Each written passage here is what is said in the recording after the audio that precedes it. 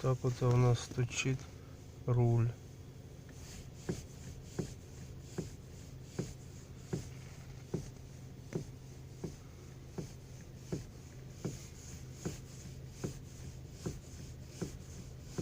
По утрам на холодную, на кочках.